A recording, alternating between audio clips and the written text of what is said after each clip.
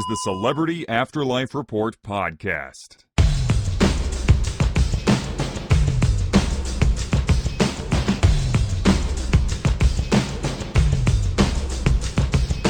I'm back! Yes, it is me, the celebrity medium, back from my time off to take care of some family business. Behind the microphone again to bring you another installment of the Celebrity Afterlife Report, the only show on the internet that gives you the up-to-the-minute gossip about all your favorite deceased celebs. I'm so happy to be back.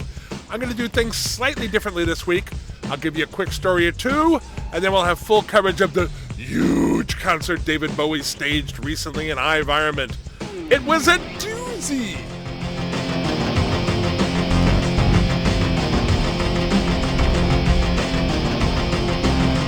As I told you in the last edition of the report, former American President Ronald Reagan seems to have bounced back from his rejection by silver screen sex symbol Marilyn Monroe in a big way. The Gipper is now dating former First Lady Jackie Kennedy. Jackie, who has dropped the Onassis from her name, is reported to have had her breasts enlarged. Plastic surgeons quoted in the Next World tabloids say she is now at least a D-cup.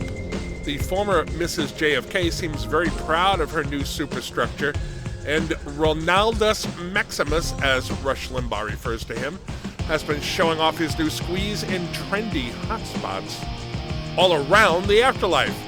Recently, the two were seen in a booth near the front door in Pac's Place, the fancy restaurant owned and operated by rapper Tupac Shakur.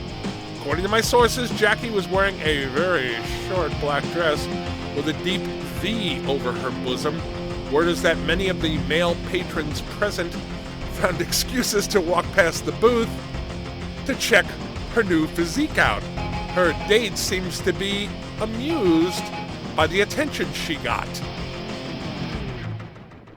Some are whispering that Ronnie talked her into the surgery to make Monroe, who is now reported to be dating Jackie's former husband, jealous. Whether that is true or not, for her part, Jackie seems to be enjoying the stares and dropped jaws she is inspiring. The gossip mill also says she is trying to get under the skin of her former earthly plane hubby, along with her very revealing dress. She was also wearing a pillbox hat similar to the one she wore on the day of the JFK assassination, which is, a tad tacky, if you ask me.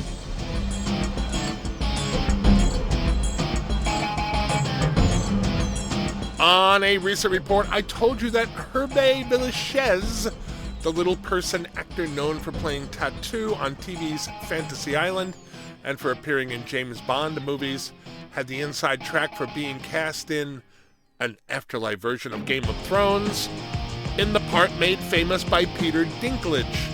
Since then, the producers of the upcoming production have decided that Herve is not going to get the part. Despite the disappointment he must feel, Villechaize has bounced back nicely by snagging a role in a new sitcom.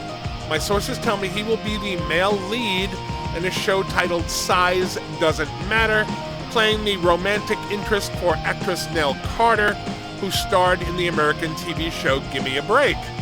Nell is a plus-sized black woman who transitioned to the next world in 2003. The central premise of the show reportedly is the size difference between Herve and Nell. I'm told the plan is that their physical differences will never be addressed by the two characters, but will be the source of much comment from the supporting players. It's funny, I guess. Herve was quoted in a press release as saying that he is looking forward to acting alongside Nell and that he is excited about being back on television.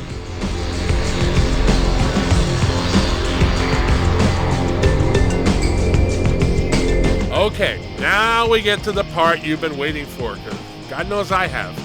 David Bowie and Prince co-headlined the biggest show anyone can remember in recent afterlife history at iVironment. Security was extremely tight to prevent anything like the electrocution suffered by Bowie at his last appearance there from happening again.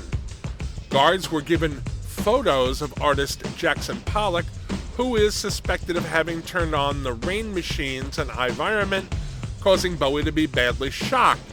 Fortunately, Pollock wasn't spotted in the crowd this time, and everything went off without a hitch. The show started exactly at the stroke of midnight about 10 days ago. Now, David took the stage after the backup band vamped for a bit. He was dressed in an outfit reminiscent of his Ziggy Stardust days. According to my sources, the outfit seemed to burst into flames in an effect visually similar to Katniss Everdeen's dress in the Hunger Games movie. The faux flames extinguished themselves, and Bowie, rather than greeting the capacity crowd, just launched into a medley of his greatest hits, which lasted about 35 minutes. Then he stopped abruptly and started walking off stage.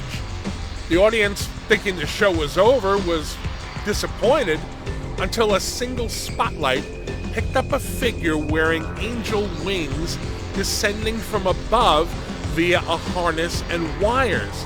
Everything in iVironment was painted in purple lights, revealing that the figure was Prince. The audience went wild as Prince's harness was removed and a guitar was handed to him. Now, like Bowie, Prince didn't say hello to the crowd and just launched right into his set. After about 20 minutes, a figure came out onto the stage and joined him. Prince gestured at him and said to the crowd, "Mr. Jim Morrison, ladies and gentlemen." Now, Morrison, as listeners to the report know, has been in somewhat of a career tailspin of late. The two men sang a funkified version of the Doors' hit People Are Strange together, stunning the crowd.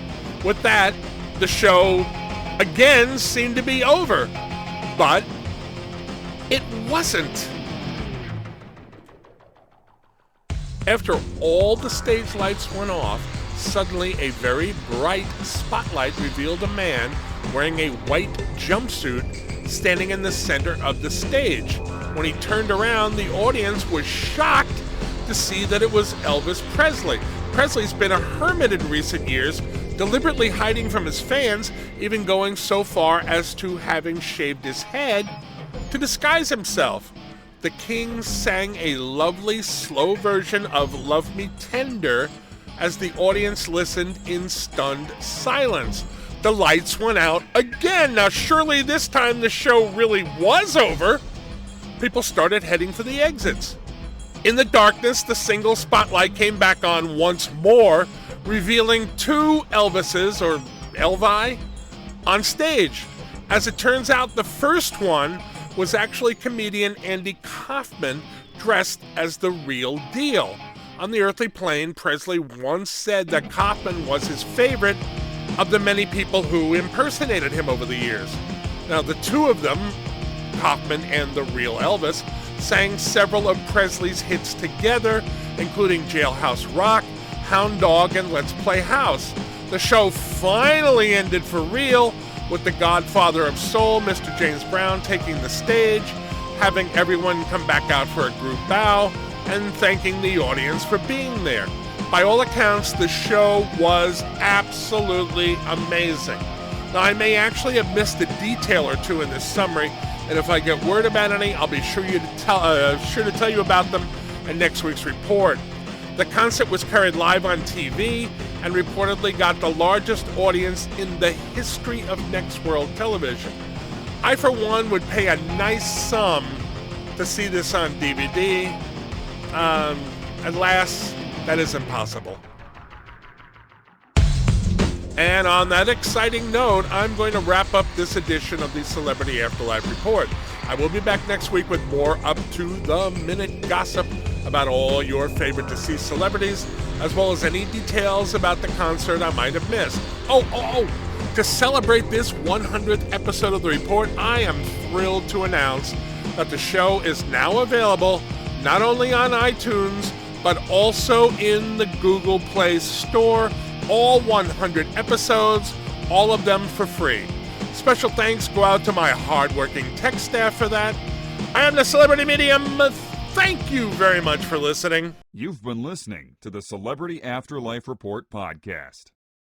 To ask a question about your favorite deceased celebrity, call 818-3-MY-DREAM.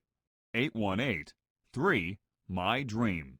818-369-3732.